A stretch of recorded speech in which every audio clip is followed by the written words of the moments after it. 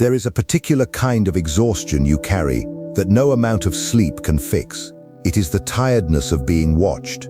All day you have been adjusting yourself, softening a sentence here, swallowing a disagreement there, reading the faces around you for the smallest sign that you have displeased someone. You are tired because you have been managing the opinion of everyone you met, running a silent campaign for approval that never ends. Tonight I am going to show you why this is killing the very self you keep trying to protect, and how to finally stop. Before we go any deeper, if anything I say tonight reaches the part of you that is tired of performing, give this a like, because that small gesture is how this conversation finds the next person lying awake at 2 in the morning carrying the same weight. And do not hold your thoughts back in the comments. Say the true thing. Someone reading needs to know they are not the only one. If this is the kind of honesty you want more of, subscribe, and we will keep going together. So let us begin where you actually live, which is not in theory but in the small, constant moments where you betray yourself by inches. You send a message and then read it 4 times before pressing send, hunting for any word that might land wrong. You laugh at the joke you did not find funny. You agree with the opinion you do not hold. You stay an extra hour at the gathering because leaving might seem rude, and rudeness, to you, feels like a small death. You are not a weak person. You are an exhausted person, and the exhaustion comes from a source so old and so deep that you have stopped noticing it. You are trying to be liked by everyone. And the terrible secret no one tells you is that this single ambition, this innocent-sounding wish to be liked, is one of the most efficient ways a human being can lose themselves entirely. Carl Jung gave us a word for the part of you that does all of this performing. He called it the persona. The word comes from the masks that actors wore in the ancient theater, the painted faces held up so the audience in the back row could read the emotion from a distance. Jung saw that every one of us wears such a mask. It is not a flaw. It is not something to be ashamed of. The persona is necessary. It is the face you present to the world so that you can function in it. The polished, presentable version of yourself that knows how to behave at a funeral and how to behave at a party and how to answer the question, "How are you?" without unloading the full truth of your soul onto a stranger in the grocery line. You need a persona. Without one, you would be raw, formless, impossible to deal with.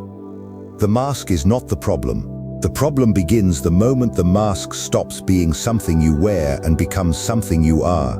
And this is exactly what happens to the person who wants to be liked by everyone. Think carefully about what that wish actually demands of you. To be liked by everyone, your mask can never rest. It must shift its expression for each new face that appears. With the bold friend, you become a little bolder. With the gentle one, you soften. With the cynic, you grow a knowing edge. With the believer, you find your faith. You are not lying exactly. Each version feels true in the moment. But notice what is happening underneath. You are letting the room decide who you will be. You have handed the pen of your own identity to whoever is standing in front of you, and you have done it so smoothly, so automatically, that you no longer feel the handover happen. Jung warned that when a person identifies completely with the persona, they cease to know who they are apart from it. The mask grows into the face. And then one quiet evening you sit alone, the audience gone home, and you reach inward for yourself and find that there is no one there. Only the echo of 1,000 performances and the silence where a person used to be. This is the first cost, and I want you to feel its weight before we go further, because everything else tonight depends on you feeling it. The cost of wanting to be liked by everyone is not that you fail. Many people who chase universal approval are extraordinarily good at it. They are charming. They are missed when they leave the room. The cost is that you succeed at being liked while quietly going bankrupt as a self. You spend so long being the version of you that pleases the person in front of you that the original, the one underneath all the versions, slowly starves to death from neglect. You can be surrounded by people who adore you and be more alone than a hermit, because not one of them has ever met the actual you. They are in love with the mask. And a mask cannot be loved. It can only be approved of. There is a world of difference between those two things, and your whole nervous system has confused them. Let me name that confusion directly, because Jung's deeper point lives right here. When you chase approval, what are you actually chasing? You think you want to be liked, but underneath the wish to be liked is something far heavier. You are trying to find out whether you are worth anything at all, and you have decided to outsource that verdict to other people. This is the real machinery of approval seeking.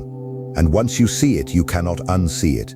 You do not feel like a person with inherent worth who happens to enjoy being appreciated. You feel like a person whose worth has to be re-earned freshly in every single interaction from every single person forever. The approval is not a bonus. It is your proof of existence.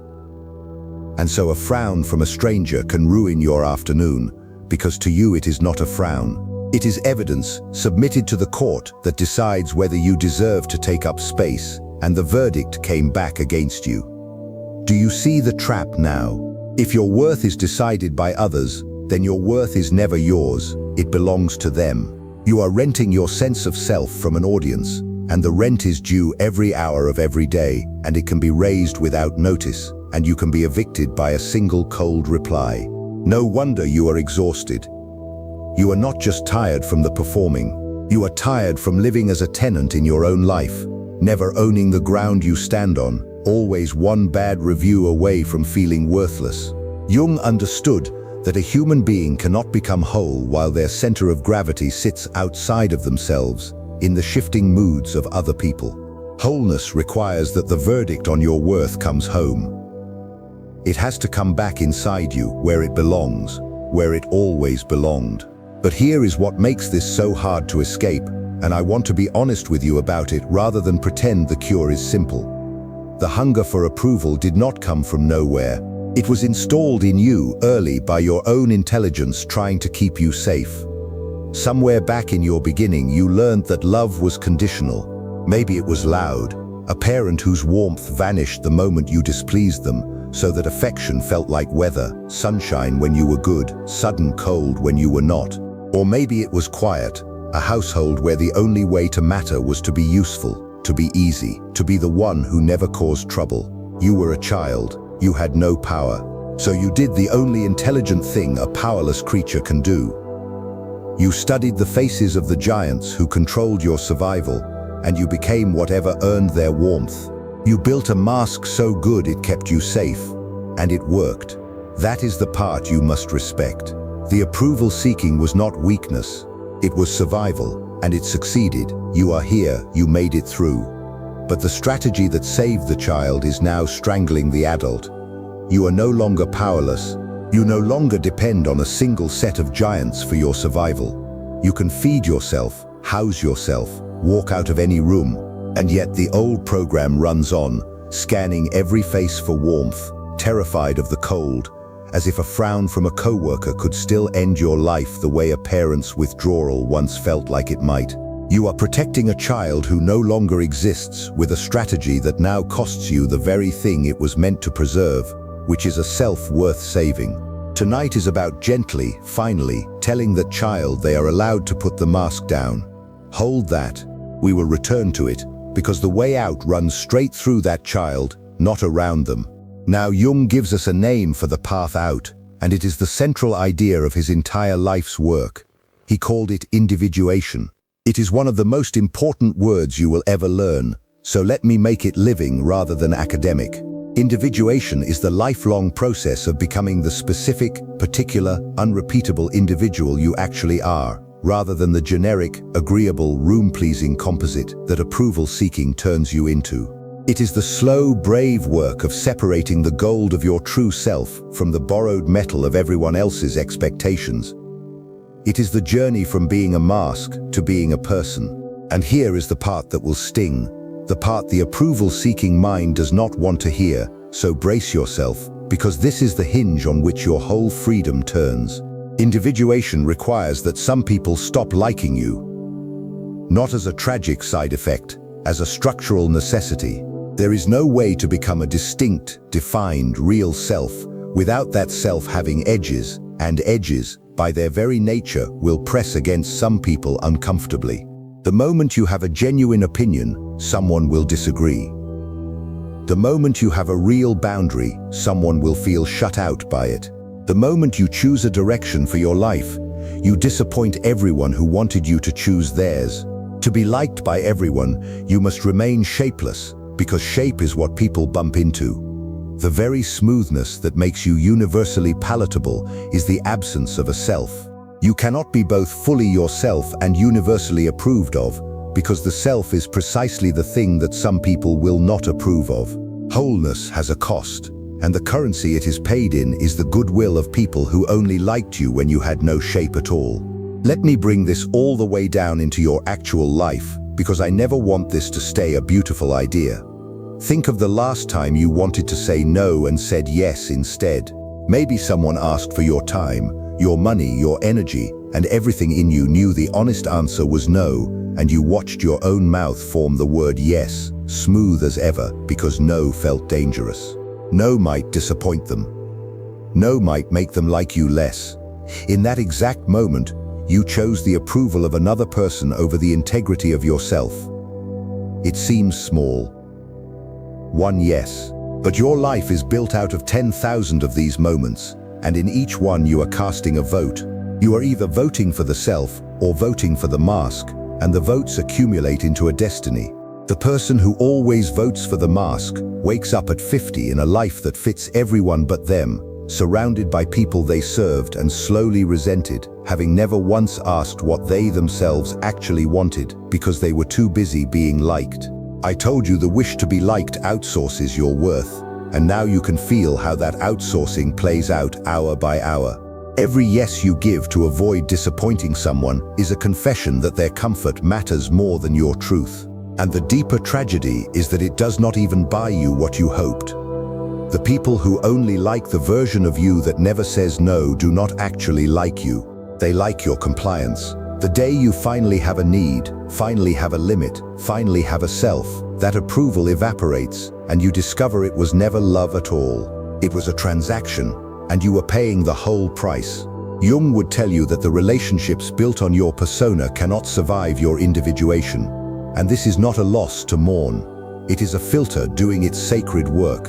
The connections that depend on you having no self are connections you are better off without, however much they flatter you in the meantime. Now I want to take you somewhere uncomfortable, because Jung never let his patients stay safe, and I will not insult you by being gentler than the truth requires. The reason you cannot bear to be disliked is not only the old childhood program, it is also that you have made being liked into a kind of moral identity. You think of yourself as a good person, a kind person, an easy person, someone who does not cause problems, and somewhere along the way good and agreeable fused into one word in your mind. So now to disappoint someone feels not just uncomfortable but evil. To say no feels selfish. To have a need feels like a burden you are inflicting. This is the trap closing its final jaw, because as long as your goodness depends on your agreeableness, you can never have a self, since the self must sometimes be disagreeable to be real. Jung would ask you a piercing question here. Is your kindness a free gift, or is it a tax you pay for the right to be tolerated? Because real kindness comes from fullness, from a self so secure it can afford to give. The kindness of the approval seeker comes from fear, and fear kindness is not generosity, it is a bribe. Sit with that, because it reframes everything. The endless niceness you are so proud of, the way you never make waves, the way everyone says you are so easy to get along with, may not be your virtue at all. It may be your symptom. It may be the smooth surface of a person who has never once risked being a real one, and the people in your life have learned to rely on that surface. They have grown used to a you that never pushes back, never needs anything, never has a hard edge. So when you begin to individuate, when you begin to grow a self, they will not celebrate, they will resist. They will tell you that you have changed, and they will not mean it as a compliment. They will say you have become difficult, selfish, distant, not yourself. And here is where you must be very clear-eyed, because this is the exact moment most people surrender and crawl back into the mask. When they say you are not yourself, what they mean is you are no longer the self that served them. You are finally becoming the self that serves you. That is not a betrayal of who you are. It is the first honest thing you have done in years. This is the place to pause and turn the light on you directly, because I do not want you to merely understand this. I want you to do something with it. So here is the question, and I am asking you to actually answer it, not skim past it. Whose approval are you still performing for? Not in general, specifically. Picture the actual face. There is someone, perhaps more than one, whose imagined disappointment still governs your choices, whose voice you hear before you make a decision, whose opinion you are still trying to win even now, maybe even someone no longer in your life, maybe someone no longer alive. Find that face, and then ask the harder question. Who would you be if that person's approval simply did not matter to you?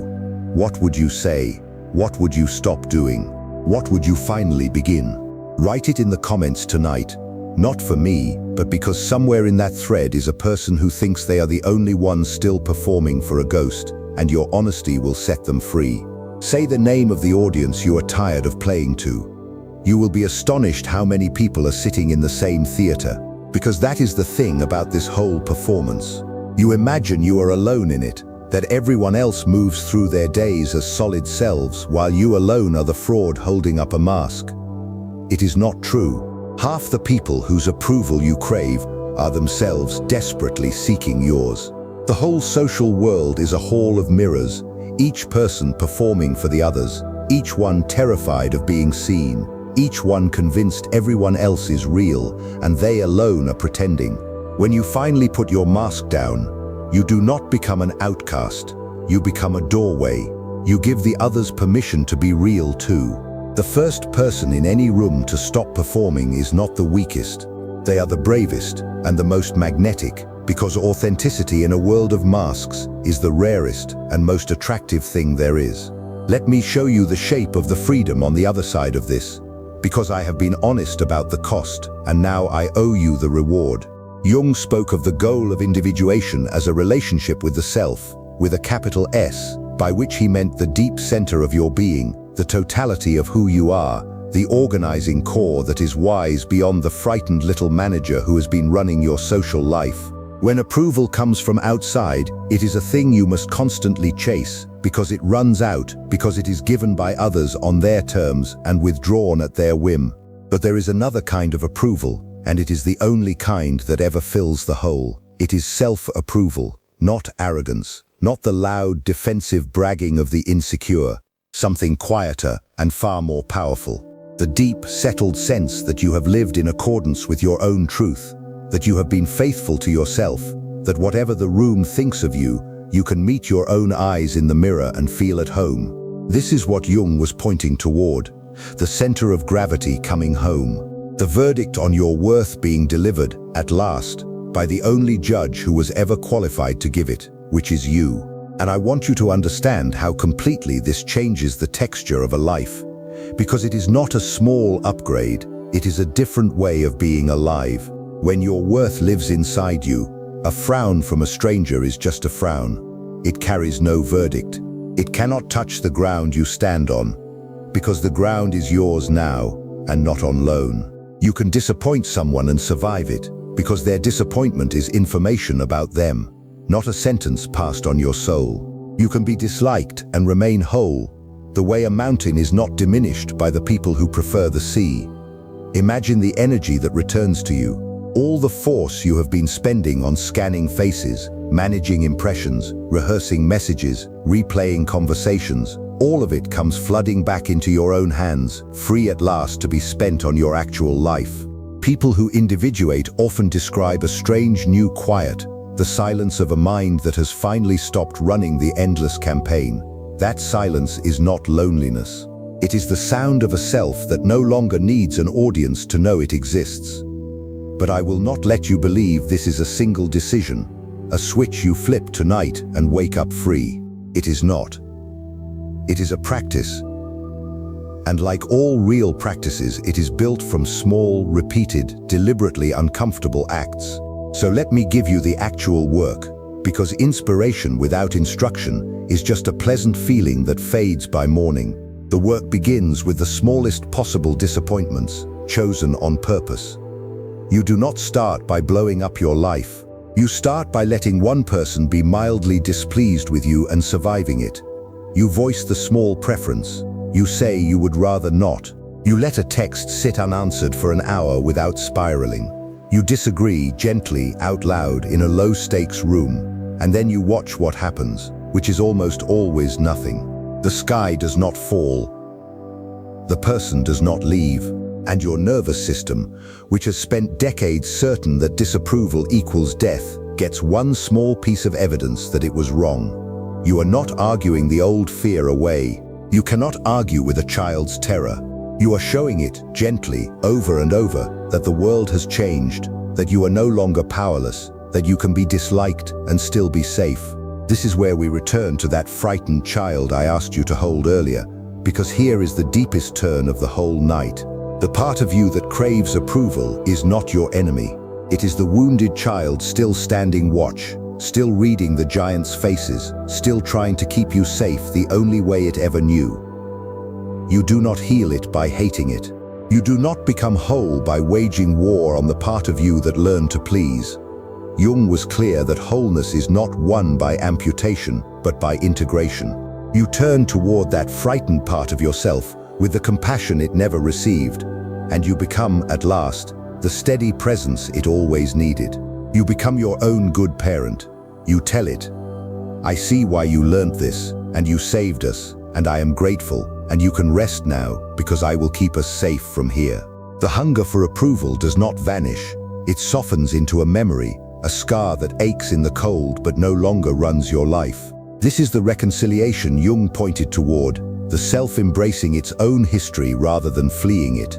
And as you do this work, something will shift in your relationships that I want to prepare you for, because it can be frightening if you do not understand it. Some people will fall away. I told you this earlier, and I will not soften it now. The ones who only valued your compliance will lose interest when the compliance ends, and you will feel the grief of that, even though in your bones you will know it was never really love. Let them go. But watch what comes in their place. As you become more solid, more honest, more willing to be disliked, you will begin to attract a different order of person entirely. People who can handle a real self, because they have one too. Relationships built not on your performance, but on your truth, which are the only relationships that can ever actually nourish you. The approval of everyone gets you a wide, shallow puddle of connection that evaporates the moment you have a need. The willingness to be disliked gets you a few deep wells that never run dry. You are trading quantity for reality, and it is the best trade you will ever make. Let me speak to the fear that is probably rising in you right now, because I know it is there. You are afraid that if you stop trying to be liked, you will become cold, selfish, an unbearable person who tramples others in the name of authenticity. I want to put that fear to rest completely. That is not what individuation produces. The arrogant, trampling person is not too individuated. They are not individuated at all. They are wearing a different mask, the mask of the tough one, the one who does not care, and it is just as much a performance as your agreeableness is, just as driven by fear underneath. The truly individuated person is not less kind. They are more kind because their kindness is finally free. It is no longer a tax paid out of fear, but a gift given from fullness. When you no longer need anyone's approval, you can finally love them without an agenda. You can be generous without keeping score. You can tell someone the hard truth precisely because you are not desperate for them to like you, and there is no greater gift than the honesty of someone who is not trying to manage your opinion of them. Self-approval does not make you cold. It makes you, for the first time, capable of warmth that is real. There is a paradox at the very heart of this that I want to leave ringing in you, because it overturns the entire logic you have been living by. The more you need to be liked, the less likable you actually become. Desperation has a smell, and people catch it without knowing they have. The person who needs your approval feels slightly off, slightly clingy, slightly false, and you pull back from them even when you cannot say why. But the person who genuinely does not need to be liked, who is rooted in their own approval, who can take you or leave you with perfect warmth, is magnetic. We are drawn to people who are free because their freedom promises us our own.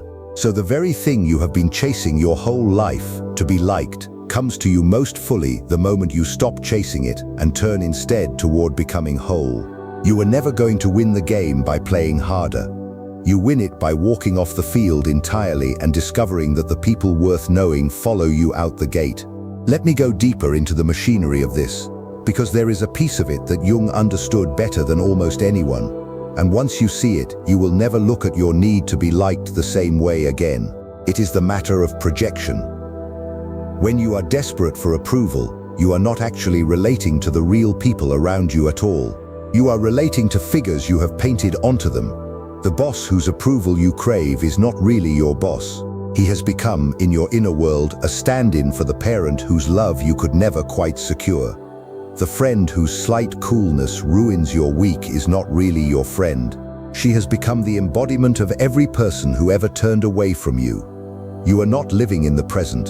You are reliving the past, projecting old, unfinished, unhealed faces onto the new people in front of you, and then performing for those ghosts as if your survival still depended on winning them over. This is why a stranger's indifference can wound you so absurdly, so disproportionately. It is not the stranger you are bleeding for. It is the original wound the stranger happened to touch. And here is why this matters so practically. As long as you are projecting, you can never actually be present with another human being. You are too busy managing the phantom you have laid over them to ever meet the real person underneath. Think about that.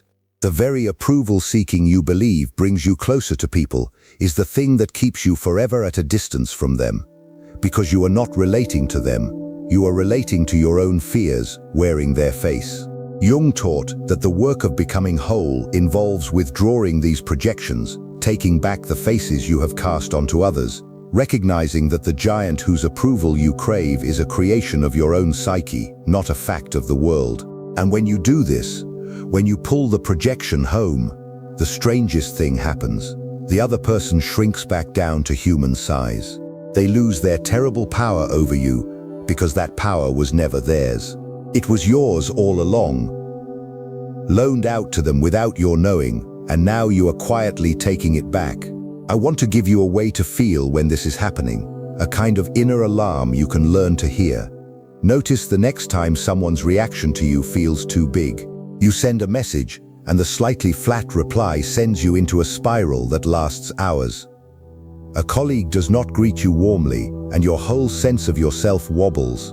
That disproportion, that sense that the feeling is larger than the event could possibly justify, is the signature of projection. It is the past leaking into the present. And in that moment, instead of frantically trying to win back the warmth, you can pause and ask a different question. Not how do I get them to like me again, but who does this person represent right now, and what old hunger am I trying to feed through them? That single question, asked honestly, begins to dissolve the trance. You start to see that you are not in danger. You are simply standing in an old familiar pain, and the person in front of you is innocent of causing it. They merely brushed against a bruise you have carried for 30 years. There is another layer to this I cannot leave out, because Jung built so much of his work upon it, and it is the matter of the shadow. The shadow, in Jung's language, is everything about yourself that you have disowned. All the traits and feelings and impulses you decided long ago were unacceptable, the parts that would get you disliked if anyone saw them. And here is the brutal logic of approval seeking. The more determined you are to be liked by everyone, the larger your shadow grows. Because every part of you that might be disapproved of, your anger, your selfishness, your envy, your ambition, your darkness, your inconvenient desires, all of it gets shoved down into the basement of the psyche so that the presentable mask can stay clean. You think you are getting rid of these things. You are not. You are only hiding them, and what is hidden does not die, it festers, it gains power in the dark, and it begins to run your life from underneath, leaking out in ways you cannot control, in the resentment that flashes when you have said yes one too many times, in the bitterness that curdles beneath your endless niceness, in the explosions that seem to come from nowhere after years of swallowing everything. This is the hidden price of the pleasant mask that no one warns you about. The nicer the surface, the darker the basement. The person who must be liked by everyone has the heaviest shadow of all, because they have disowned the most of themselves in the service of that approval. And Jung's terrifying, liberating insight was this: You do not become whole by being good. You become whole by becoming complete, which means making peace with the very parts of yourself you have been hiding to stay liked. The anger you swallowed is not your enemy. It is your boundary trying to be born. The selfishness you despise in yourself is, in healthy measure, simply the self insisting on its right to exist. The darkness you fear is in part your own power, exiled because power makes some people uncomfortable. To individuate is to go down into that basement and reclaim what you banished. Not to act it all out recklessly, but to know it, own it, and let it inform a fuller, realer, less brittle self. The whole person is not the nice person. The whole person is the complete person, light and dark integrated into someone real enough to be trusted. Let me make this practical, because I never want to leave you with only a beautiful idea. Begin to notice what you judge most harshly in others, because that is almost always a map to your own buried shadow. The person who infuriates you with their selfishness may be holding openly the very self-assertion you have forbidden in yourself. The one whose confidence you call arrogance may be living out the boldness you exiled to stay liked. Your fiercest judgments are confessions. They reveal the parts of yourself you most need to reclaim. And as you take them back, as you allow yourself to be a little selfish, a little angry, a little bold, a little disapproved of, you will feel something you have not felt in a very long time. You will feel substantial. You will feel like there is finally a whole person standing where there used to be only a smile. That substance, that weight, is what people actually respect. Not the mask, the mountain underneath it. I want to talk now about time, because the cost of all this compounds in a way that should frighten you into motion. The approval seeker does not lose their life all at once. They lose it in installments, so small that no single one seems worth fighting over. One swallowed truth, one yes that should have been no, one opinion held back, one preference unvoiced, one dream postponed because pursuing it would have disappointed someone. Each one is tiny. None of them feels like a catastrophe, but they accumulate the way water shapes stone, invisibly, relentlessly, until one day you look up and realize you have lived an entire life that was never quite yours. You chose the safe career to please your father.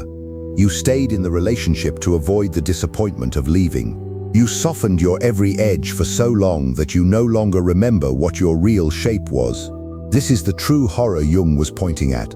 Not a dramatic loss, but a slow leak. A life of quiet betrayal so gradual that you mistook it for being a good person. And the cruelest part is that there is no point at which an alarm goes off. The mask never warns you that you are disappearing. It just keeps smiling while the self behind it grows fainter and fainter.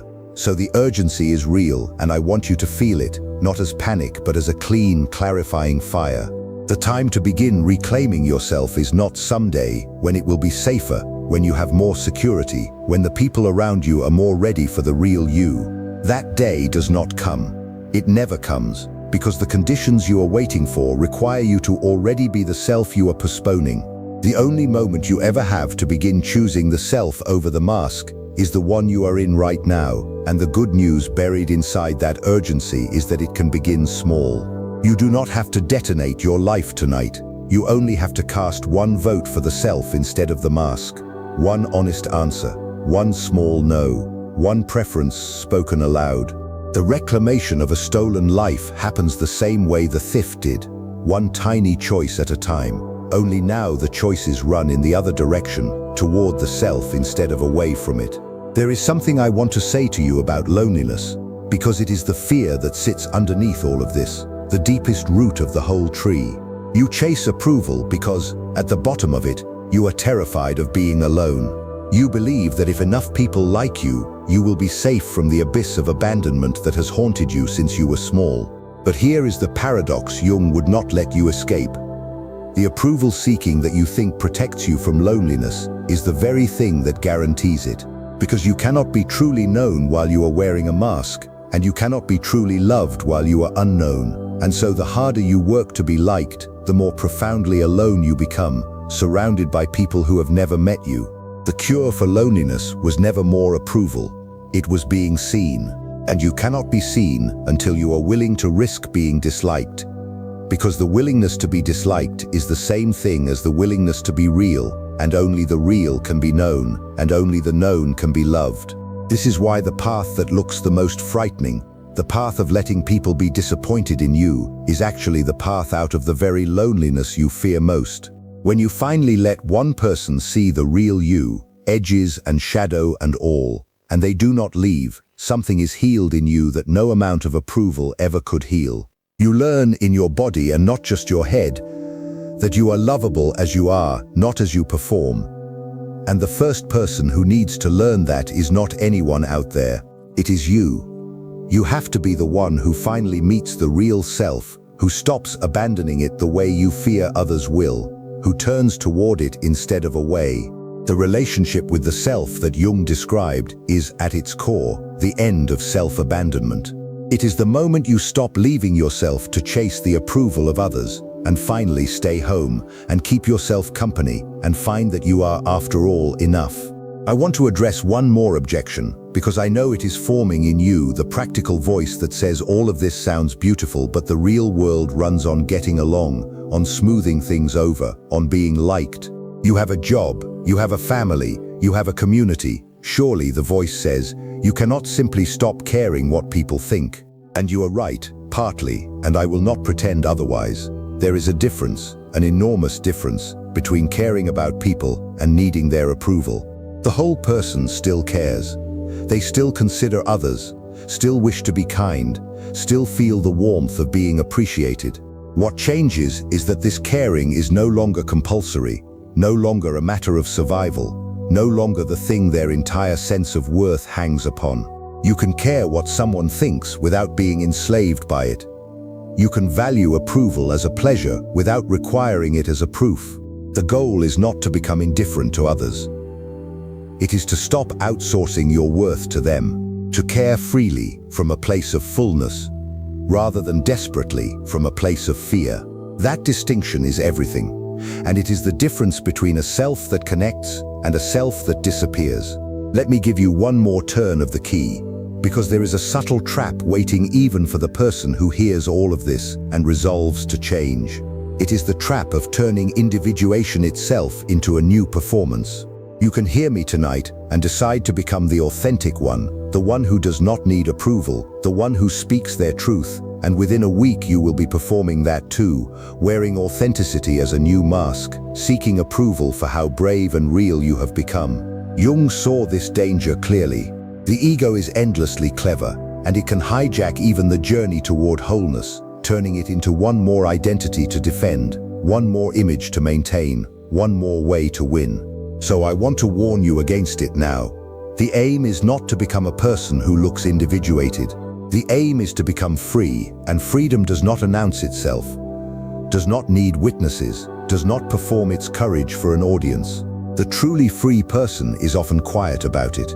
They do not need you to know they no longer need your approval. The moment you find yourself wanting credit for not needing approval, you have circled right back into the old hunger, only wearing a more flattering costume.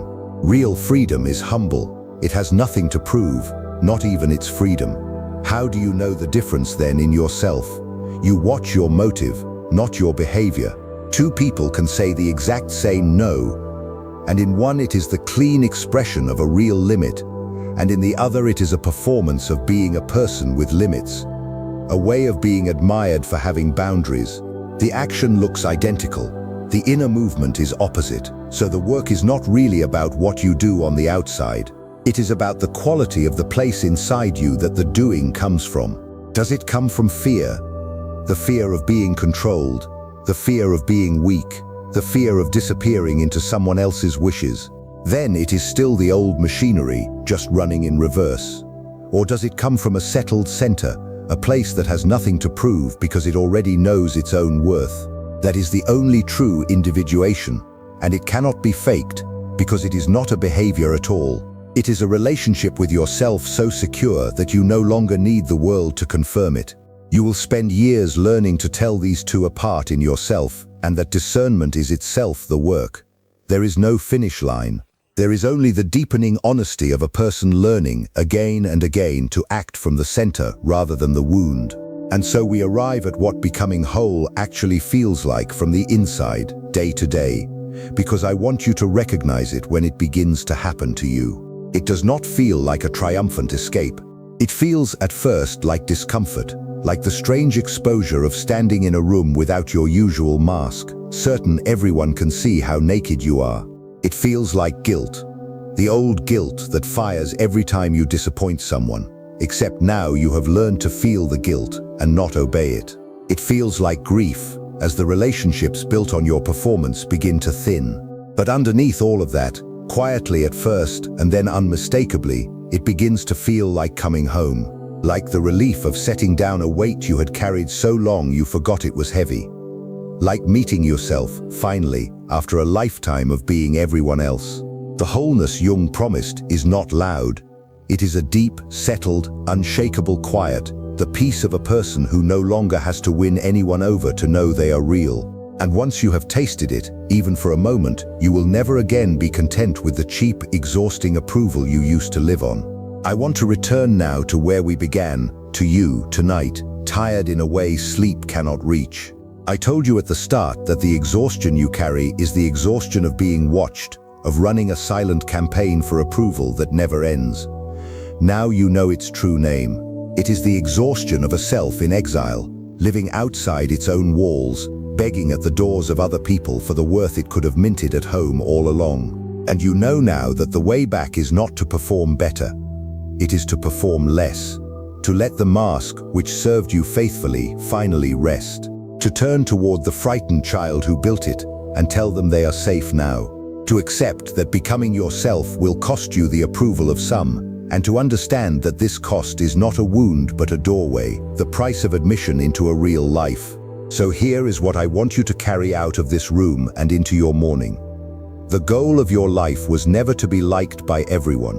That was never your purpose, and it was never going to make you happy, and somewhere in you, you have always known it. The goal is to become whole, to be a self with edges and weight and a center of gravity that lives inside your own chest, where no one can move it. Some people will not like that self. Let them. Their disapproval is the sound of you finally taking up the space you were born to occupy. The freedom you have been looking for was never going to come from being approved of by the world. It was only ever going to come from approving of yourself, from meeting your own eyes at the end of the day and knowing you were faithful to the one life you were given, the one self you were meant to become. Stop trying to be liked by everyone.